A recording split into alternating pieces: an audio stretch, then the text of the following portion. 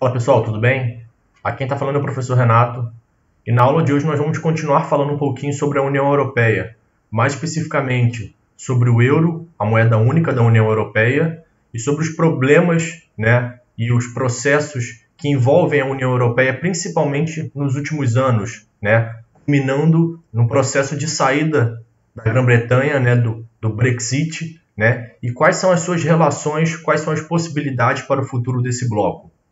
A primeira coisa para a gente poder iniciar isso, a gente já tendo conhecimento sobre o que a gente falou sobre o processo de formação da União Europeia, todo aquele processo de longo prazo, que se inicia ali após o fim da Segunda Guerra Mundial, vai se estabelecendo ao longo de toda a Guerra Fria, até se ampliar e se solidificar fortemente a partir dos anos 90, nós precisamos entender que o euro é estabelecido no final dos anos 90, principalmente para ser o símbolo, para ser o símbolo desse processo de integração completo da União Europeia. Lembrando que o processo de instauração do euro, a tentativa de se colocar uma moeda única dentro desse bloco econômico já havia sido feita, já estava sendo proposta há muito tempo, e eles precisavam de um nível de integração tamanho para que o euro não se tornasse um problema, principalmente para as nações que aderiram ele inicialmente. Então, um dos objetivos da unificação monetária é ampliar a capacidade de competição da Europa no âmbito mundial também. Lembrando que nós estamos passando por um momento de fim de Guerra Fria, restabelecimento de algumas economias e crescimento de algumas economias na Ásia, principalmente da China, dos países que a gente chama de tigres asiáticos e também do Japão.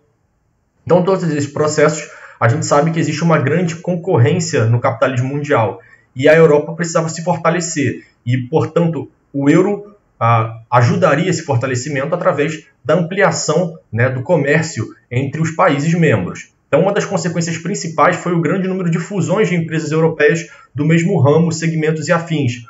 O que aconteceu foi que essas empresas alemãs, por exemplo, elas se juntaram com empresas francesas e se tornaram um grande conglomerado. E esse conglomerado junto era capaz de competir diretamente com empresas farmacêuticas, por exemplo, americanas, farmacêuticas, por exemplo, do Japão e assim por diante. Então, quando essas empresas se juntam também, elas se tornam expoentes da Europa, não mais dos seus países de origem, mas do bloco econômico europeu, ou seja, quando elas se expandem para o resto do mundo, a partir das suas fusões, elas estão fazendo parte também desse novo processo de mundialização da economia, que a gente vai chamar de globalização.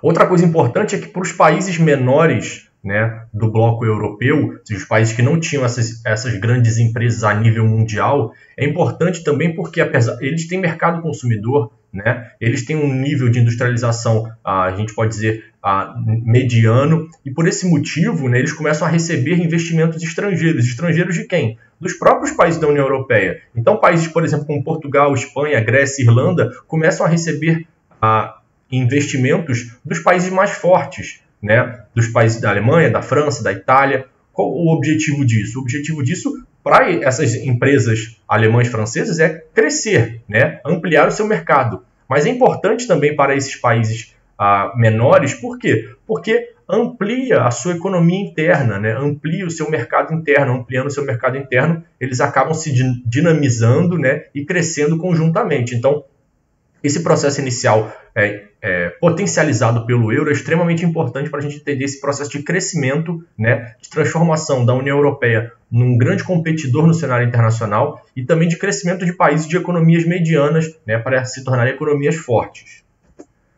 Outra coisa importante também é que a gente está falando de um cenário dos anos 90 em diante de redemocratização ou de democratização dos países que antes estavam dentro do bloco que a gente vai ver na aula que vem, que a gente chama do bloco soviético, do bloco socialista. Então, o que aconteceu foi que certos países começaram a se integrar e essas empresas, principalmente dos países mais fortes, viram nesses países a possibilidade também de ampliar seus lucros. Afinal de contas, esses países tinham acabado de se tornar ou se declarar capitalistas, mas suas economias estavam muito atrasadas em relação ao restante da Europa. Então, rapidamente, as economias fortes da Europa levam investimentos a fim de garantir lucros.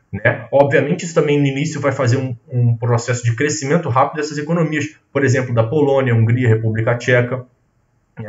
E aí a gente vai vendo que todo esse processo vai fazer com que a integração monetária ela vai ser feita somente com alguns membros. Então a gente estava falando de União Europeia que existem muitos membros, né, mas nem todos esses membros utilizam, né, o euro. Por quê? Porque a gente sabe que para ingressar na zona que a gente chama de zona do euro, é necessário, né, além de todas as questões financeiras que a gente viu no final da aula passada naquele vídeo, né, é importante também, em condições financeiras, sociais e assim por diante, é necessário ter certas condições econômicas, níveis de produtividade, inflação em queda, ou seja, esses processos são processos de longo prazo, portanto, para que algum país consiga entrar dentro da zona do euro, é necessário ter uma economia sólida há bastante tempo. Por isso que a gente tem menos países utilizando o euro do que países membros da União Europeia. E aí a gente, falando de União Europeia, a gente precisa entender a profundidade da União Europeia. Ou seja, a gente fala muito de blocos econômicos, né, que são uniões aduaneiras, países que se juntam para poder comercializar mais entre si, né, e se fortalecer perante os outros países, outros blocos e assim por diante. Mas a União Europeia está num outro patamar, né? Por que ela está em outro patamar? Porque ela tem uma série de instituições que ultrapassam o nível somente econômico, né? Elas têm uma série de acordos que ultrapassam o nível econômico e comercial. Tem acordos sociais, acordos políticos, instituições políticas que regram o bloco como um todo. Por exemplo, o Conselho Europeu, né, que encarrega-se de definir as políticas gerais da União, é formado pelo chefe de Estado e de governo dos países membros. E a presidência é conferida a um dos países da União Europeia por 6 meses. O que significa isso? Eles existem como se fosse um parlamento europeu. O que é um parlamento europeu? O Parlamento Europeu é uma espécie de primeiro-ministro, né, ou seja, um governante, um poder executivo da Europa como um todo, de todos os países. Obviamente, existem os poderes políticos internos dos seus países, mas existe um poder político da Europa, que é transitório, né, em cada um dos principais membros da Europa. Nós temos a Comissão Europeia, que é o órgão encarregado de colocar em prática as políticas comunitárias. Nós temos o Parlamento, né, que tem a questão dos pressupostos comuns, de políticas comuns, como agir em relação a determinados outros países, outros blocos e assim por diante. Né? Nós temos o Tribunal de Justiça Europeu, ou seja, a parte judiciária, que também principalmente trabalha com questões de comércio. Né? Nós temos o Comitê Econômico e Social, que é responsável por prestar consultoria a propostas de Comissão Europeia. Né? Busca também a ampliação das dimensões do mercado consumidor interno e externo. Então, nós temos uma série de grupos, né, de organizações políticas dentro da União Europeia, né, que tentam diminuir as suas diferenças internas, tentam regrar, né, a forma de conduta dos países membros em relação a outros países de fora, né, e assim por diante. Então, por exemplo, o Brasil, né, está nesse momento numa relação, tentando estabelecer uma relação comercial com a União Europeia.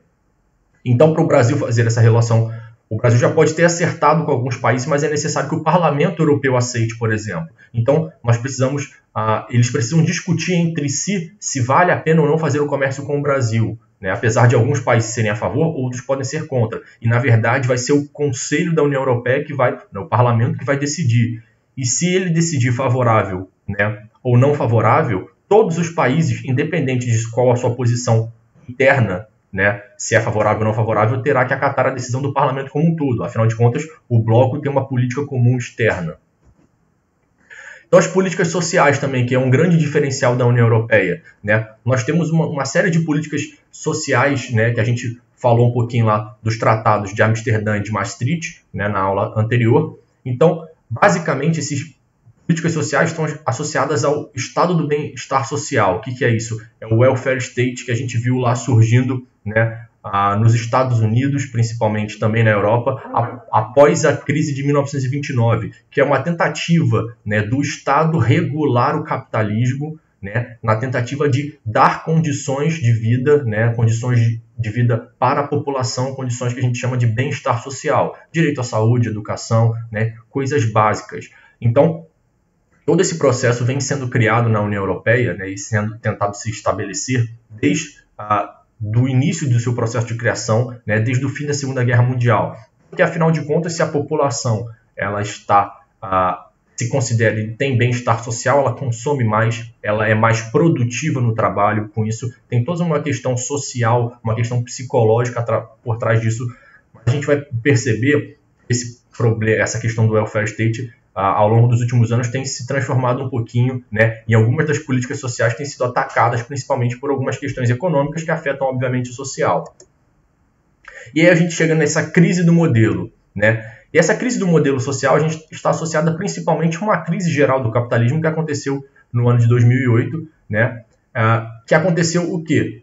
Além disso tudo, nós temos um processo, né, intenso que está associado ao crescimento e ao próprio desenvolvimento da União Europeia e dos países da Europa como um todo, está associado ao seu baixíssimo crescimento demográfico, coisa que a gente já viu em algumas aulas anteriores, né? Então, os europeus vivem cada vez mais, né? E cada vez têm menos filhos, né? Por diversos problemas, diversas questões e diversas questões sociais, questões culturais, questões econômicas. Então, desse modo, os governos são cada vez mais obrigados a destinar mais recursos aos gastos sociais, principalmente aos gastos previdenciários. E o problema desse processo é que isso cria encargos sobre aquelas pessoas adultas trabalhadoras. Então, tem uma necessidade, talvez, de ampliar benefícios, né? Ampliar quer dizer ampliar os custos, né? Ou seja, os impostos, ou então retirar benefícios. E aí a grande questão é que nesse cenário, a partir de 2008, todo esse cenário social, né, que é um cenário longo, né, que está acontecendo em toda a sociedade, né, quando isso vem junto com uma crise econômica, ou seja, uma crise econômica surge dentro desse cenário, né, nós temos uma alta taxa de desemprego. E aí o que acontece é que dificulta as adoções das políticas favoráveis à imigração. A Europa, como a gente falou ao longo das últimas aulas, né, sempre foi um ponto de encontro, né, de diversos povos, né? Por isso a gente fala que a Europa é um continente multicultural. Então esses imigrantes que entravam na União Europeia e sempre entraram e fizeram e construíram a Europa como um todo, hoje em dia na União Europeia eles são cada vez mais forçados a viver na clandestinidade, ou então são barrados, né, ou então sofrem com xenofobia, que pode se transformar em preconceitos religiosos, preconceitos de ordem racial e assim por diante. Então, quais são as prioridades, né, das políticas sociais da União Europeia? Obviamente, emprego e segurança pública. Emprego porque nós estamos vivendo, né, na Europa se vive num cenário desde 2008, num cenário de crescente desemprego, né, e de um processo que vai gerando um certo conflito social associado ao emprego, principalmente um conflito associado aos grupos étnicos, e por isso também da segurança pública. Obviamente, quando o crescimento do desemprego aumenta, as pessoas continuam necessitando dos mesmos bens. Então, aumenta também o nível de violência, né, de insatisfação social, de insatisfação popular com os governos, né, e tem todo um processo de ampliação do cenário de violência e, por isso, também a segurança pública. A segurança pública também da União Europeia também está associado principalmente à questão da imigração, né, e aí nós temos crescendo nos últimos anos, né, um cenário de xenofobia, de partidos de ultradireita que vem trazendo teses extremamente nacionalistas, né, que se assemelham às vezes ao nazismo, por isso que a gente chama de neofascistas ou neonazistas, né, que acreditam que a sua cultura, a cultura europeia é única, né, que a cultura europeia é diferenciada, né, ignorando o fato da Europa ser construída a partir da multiculturalidade. Então todo esse processo, né, a gente pode ver que vai acontecendo uma série de problemas e aí é a questão econômica que vai gerar mais e mais problemas, que é o quê? Essas empresas europeias, né, no cenário mundial, precisam ser competitivas. Para serem competitivas, elas precisam ampliar seus lucros, para ampliar seus gastos, né, em propaganda, para ampliar seus gastos em pesquisa e desenvolvimento de novas tecnologias. Então, elas precisam ter mais lucro, né? Então, o que acontece é que essas empresas, grandes empresas, impressionado os governos locais ou os governos da União Europeia, né, o Parlamento Europeu, a diminuir a carga de tributos pagos das empresas, né? Obviamente, se diminuir a carga de tributos num cenário em que já existe um cenário de pouco crescimento populacional, né, outros segmentos da sociedade terão que pagar mais. Qual é esse segmento? Né? São as populações. A população. E a população tendo que pagar mais, ela vai pagar de que forma? Não só a partir do aumento de impostos e criação de novos impostos, mas pelo corte dos seus benefícios. E aí é que a gente volta lá na questão do bem-estar social. Nesse atual cenário, diversas questões como seguros-desemprego, né, férias remuneradas, certos pontos que são custosos ao Estado, né, que custam ao governo, começam a ser revistos. Né? O problema é que com esses custos são revistos, a população, né, se sente insatisfeita. E nós temos uma série de problemas sociais associados a essa questão de estar associado não só à economia, mas também a dinâmica populacional europeia, né, que é bastante, quando isso se junta, a crise econômica com a dinâmica populacional e o cenário de desemprego causado pela crise econômica, nós temos um cenário de ebulição, né, e as novas políticas, obviamente, colocam as grandes empresas num lado, né, a população talvez em outro lugar, e o parlamento, né, a política vai ter que decidir para qual lado ela vai ser mais branda ou mais rígida. A questão é que quando ela é mais rígida com a população fica insatisfeita. Quando ela é mais branda ou mais rígida com as empresas vão ficar insatisfeitas e vão tentar derrubar aquele governo, né, vão tentar deslegitimar aquele governo. Então nós temos um cenário social bastante complexo na Europa atualmente. E aí a gente chega... Quais são os tipos de políticas comuns da Europa, né, da União Europeia?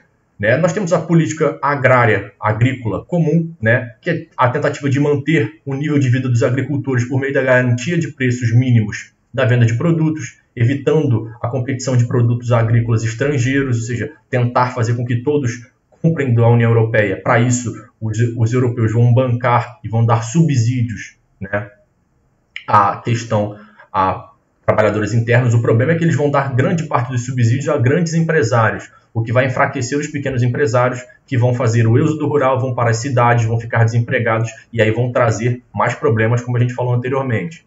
Nós temos uma política pesqueira comum, que incentiva a modernização da frota de pesca como a indústria de navegação. O problema é a mesma coisa, fortalece as grandes empresas e enfraquece os pequenos produtores, que também vão ficar desempregados, né? E aí nós temos aquele processo todo que a gente acabou de dizer. Outra coisa importante que está lá na questão das origens da União Europeia, né? Quando a União Europeia ainda era um protótipo desse grande bloco que a gente tem hoje, que é a política regional, que é tentar diminuir as diferenças próximas entre os países, principalmente diferenças regionais, através de fundos sociais europeus, através de discussões, né? E assim por diante. Outra questão que também está lá no início do processo é a política industrial. É um incentivo à modernização das empresas dos setores, principalmente aqueles que estão em crise, né? E quando a gente fala crise é o quê? Que não conseguem competir com outros lugares, principalmente Estados Unidos, Japão e atualmente também com a China, né? Então, eles tentam, o parlamento, né, o governo, né, da União Europeia tenta incentivar com que essas empresas, né, atrasadas no cenário global se modernizando a fim de competir, né, com os mercados americanos, japoneses e chineses. E qual que é essa tentativa também? É de fazer com que, se modernizando, os europeus passem a comprar dos próprios europeus nesses sentidos, e não mais de americanos, japoneses e chineses, o que fortaleceria ainda mais o bloco. Política de transporte, também a gente falou numa das aulas anteriores, né, que ao longo de todo esse processo, a Europa, por suas questões, né, continentais, por ser um continente pequeno, países pequenos, muito próximos dos outros, né, a política de transporte é extremamente importante, principalmente para essa integração comercial. Outra coisa importante, e aí está muito associado ao Brasil, é uma política ambiental, que visa criar uma legislação ambiental única para os países membros. E não só para os países membros, para aqueles que querem fazer negócio com a União Europeia. E por isso que o Brasil, né, precisa rever, né, suas políticas ambientais, porque a União Europeia é um dos grandes compradores do Brasil de diversos pontos, né, diversas matérias-primas, diversas questões agrícolas, carne e assim por diante. Então, se o Brasil quiser continuar vendendo para a Europa, tem que se adequar às políticas ambientais, legislações ambientais que a Europa diz ser aceitáveis. E o Brasil está muito longe disso. Portanto, o Brasil pode perder venda. Se perder venda, é perder economia. Se perder economia, é perder dinheiro, criar desemprego e assim por diante. Então, a União Europeia, né, em relação à política ambiental, é um dos pontos principais, né, e é uma das organizações que mais luta pela essa chamada desenvolvimento sustentável, principalmente porque os outros dois grandes países, grandes cenários econômicos mundiais, Estados Unidos e China, né, pouco se importam com essas questões. E a política comercial? Essa política, né, está associada aos produtos comercializados nos países membros, taxados com o mesmo imposto, ou seja, que o produto tenha o mesmo valor em todos os lugares, evitando a evasão de divisas entre países membros. E aí a gente chega na questão da crise econômica. Essa crise econômica, a gente já veio falando, né, a crise de 2008, mais o processo de desenvolvimento da população europeia, né, gerou uma série de problemas.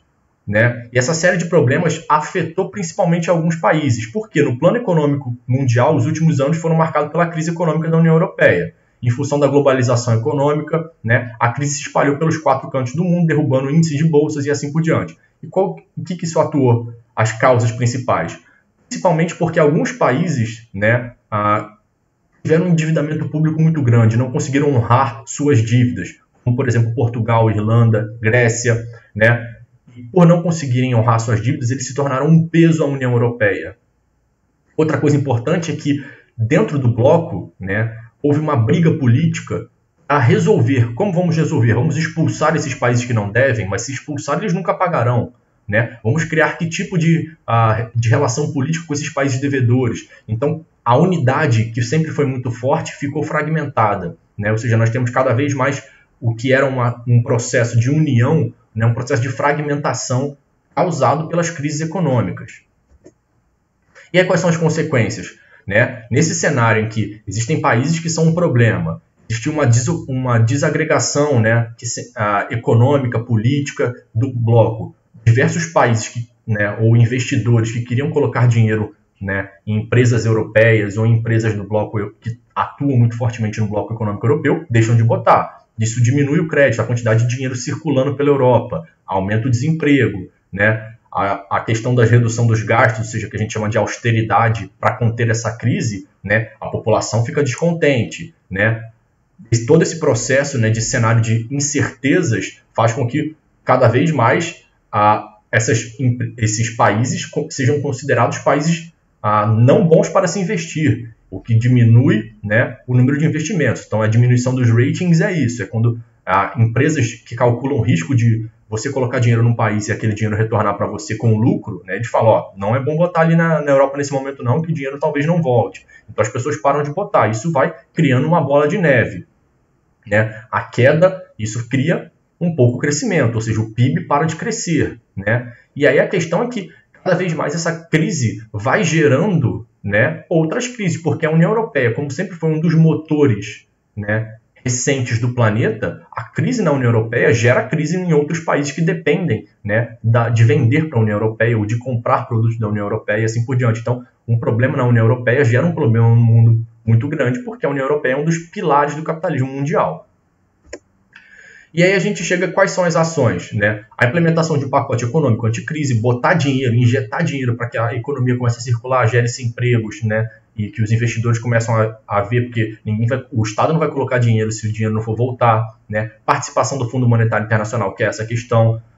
Ajuda financeira aos países com mais dificuldade, principalmente a Grécia, né? Ou seja, dá um dinheiro para a Grécia e cria um plano de pagamento para a Grécia a perder de vista para que eles possam retornar ao bloco, né? Ou seja, aquela situação de moratória, ou seja, não vou pagar, ou então vou ser expulso do bloco, tal, isso não acontece mais. Né? E um pacto fiscal. O que é um pacto fiscal? Estabelecer metas. Você pode gastar tanto, né, se você arrecadar tanto. Se você arrecadar tanto no ano, você só pode gastar tanto. Criar esses pactos. E, obviamente, esses pactos fiscais, né, estão associados a políticas de austeridade, como a gente já falou, que é a diminuição daqueles gastos públicos, principalmente associados ao bem-estar social.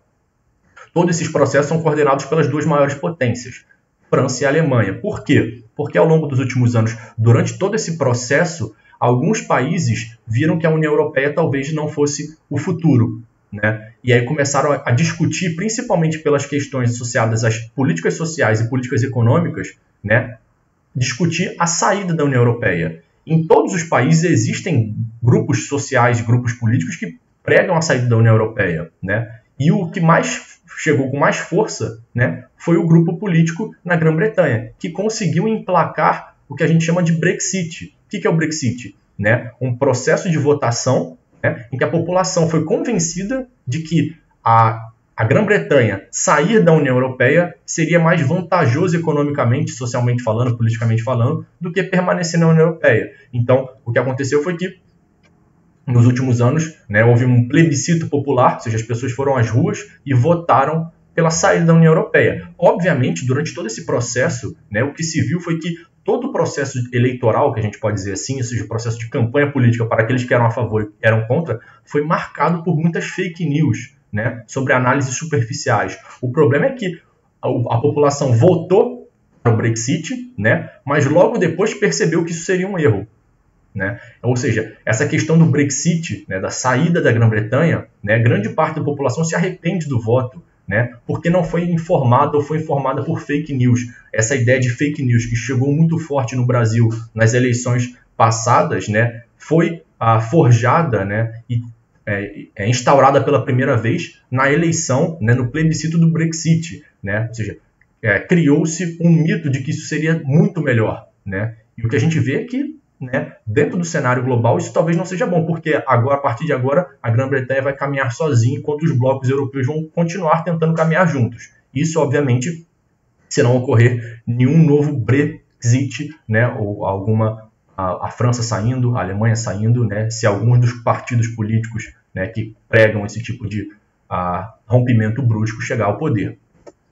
Bom, espero que vocês tenham compreendido todo esse processo que é econômico, né, que também tem suas partes políticas e sociais, que é bastante complexo, mas que é importante para a gente entender principalmente, né, como chegamos até aqui e principalmente o que será da União Europeia e dos demais blocos a partir de agora.